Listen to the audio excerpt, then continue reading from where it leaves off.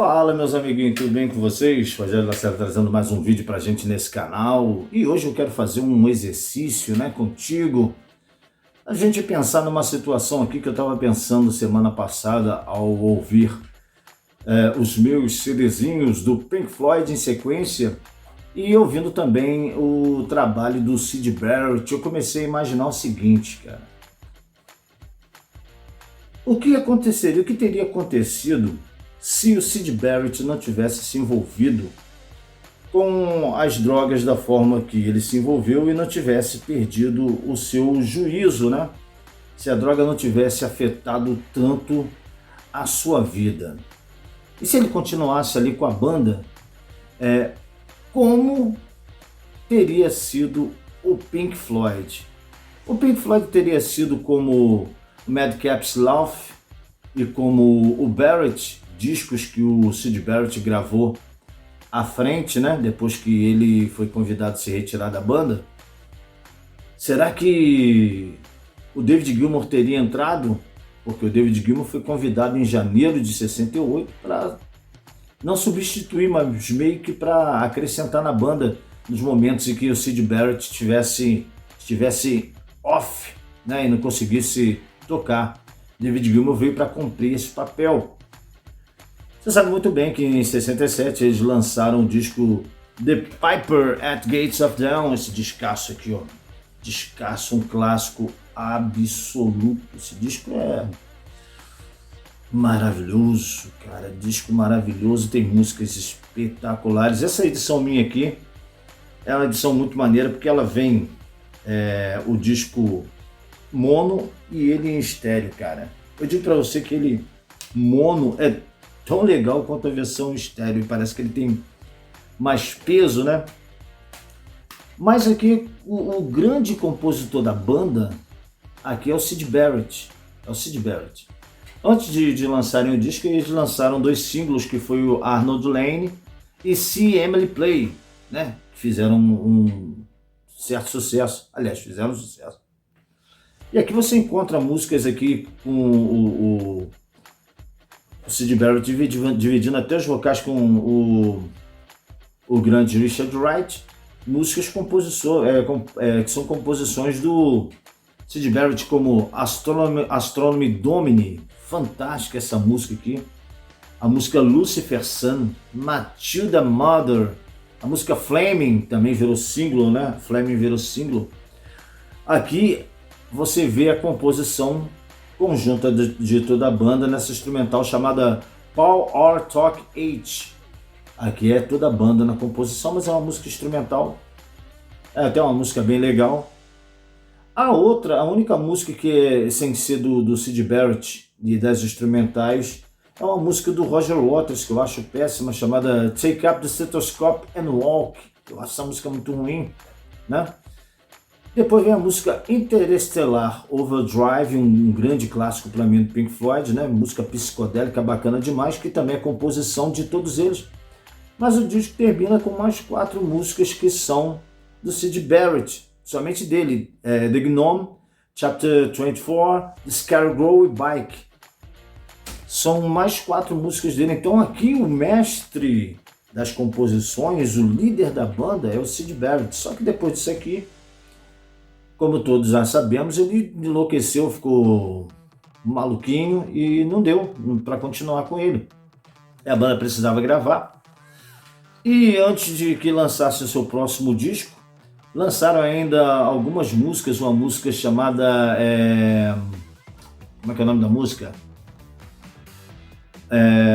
Vegetable Man, e outra música chamada Scream, Ty Last Scream, composições do Syd Barrett, mas que acabaram não entrando no disco posterior, após o The Piper at Gates of Dawn do Pink Floyd. E o que acontece? Como eu já disse, David Gilmour teve que entrar na parada. E aí saiu o grande A Saucerful of Secrets, cara, o segundo disco do Pink Floyd. Aqui o Syd Barrett participa somente em 3 faixas, que é a faixa Remember a Day, a música Set Controls for the Heart of the Sun E a única faixa que ele compõe, composta por ele, que entrou no disco, que é a Jug Band Blues, né? Que é a cara realmente do Syd Barrett. O resto aqui, o Roger Waters meio que começou a assumir, não os vocais, mas aqui a composição das músicas e a liderança da banda.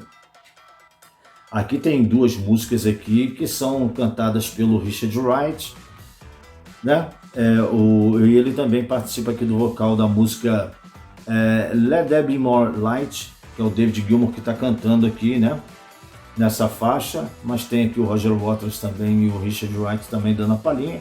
Tem a música também Corporal Clegg, que é aqui o Clegg, né? Que o Clegg, Corporal Clegg, que é o David Gilmour e o Nick Mason cantando. Então você quase não vê nada do Syd Barrett aqui. Então esse som que você ouve nesse disco já é o Pink Floyd saindo meio que do psicodélico, indo para aquele experimental, progressivo que a gente vai ver lá na frente, né? E por fim, aqui em More, trilha sonora do filme de mesmo nome, o More, todas as músicas são composições do Roger Waters. E aqui quem está cantando aqui é o David Gilmour, está cantando no disco inteiro. David Gilmour está cantando o disco todo no More, com as composições do Roger Waters, que já assumiu aqui a escrita e a liderança da banda. Mas à frente o Roger Waters ele começa a se sentir mais seguro para cantar. Tanto que aqui ele tenta cantar no estúdio a música Cymbeline, mas fica tão feio que o Norman Smith pede para que o David Gilmour cante também essa faixa. E aqui já não tem mais nada,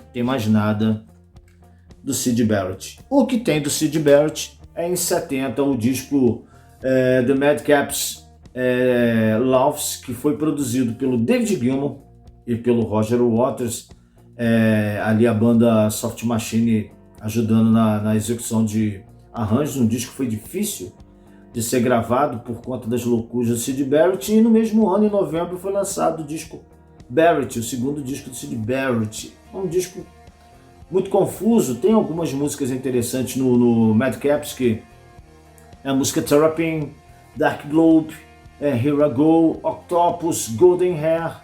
No Barrett também tem as músicas Baby Lemonade, a música Love Song, You and I, Waving My Hand, My Arms in the Air, Gigolo Out.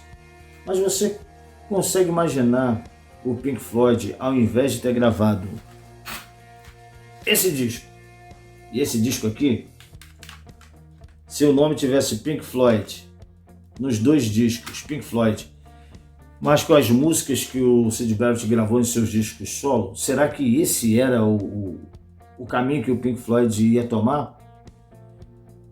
Eu creio que não teríamos o David Gilmour se o Syd Barrett não tivesse entrado em colapso. E o David Gilmour estava na Jokers Wild, na sua banda Jokers Wild. Será que a banda Jokers Wild teria feito sucesso com o David Gilmour? Não fez sucesso porque a banda acabou. A banda acabou depois que o David Gilmour foi para o Pink Floyd. Mas será que se o David Gilmour continuasse na Jokers Wild, ela teria se tornado uma banda igual ao Pink Floyd? Será? Ou ela teria terminado e o David Gilmour não teria feito nada, ou teria seguido uma carreira solo ali no começo dos 70, ou teria ido para outra banda, né? Fato é que não existiria nem Metal, não existiria Atom Heart Mother, não existiria Dark Side of the Moon, Wish We Here, e daí por diante.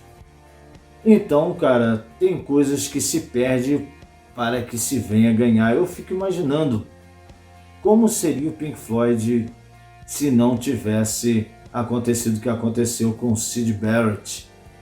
E graças ao que aconteceu com ele, graças ao que aconteceu com ele, hoje nós temos músicas espetaculares de uma das maiores bandas de toda a história, que foi fundada graças ao louco do Syd. Tá vendo? Ele realmente trouxe ao mundo uma maravilha em forma de música, o Pink Floyd. Mas se ele tivesse continuado, eu acho que ele mesmo teria destruído a banda. Valeu, galera, é isso que eu estava pensando, matutando, né? Estava aqui pensando com meus botões daquela história dos quadrinhos da Marvel, né? E se tivesse acontecido dessa forma? Agradeço a você pela sua audiência até aqui. Um forte abraço, até o próximo vídeo. Curta! Você que não é inscrito, se inscreva, please!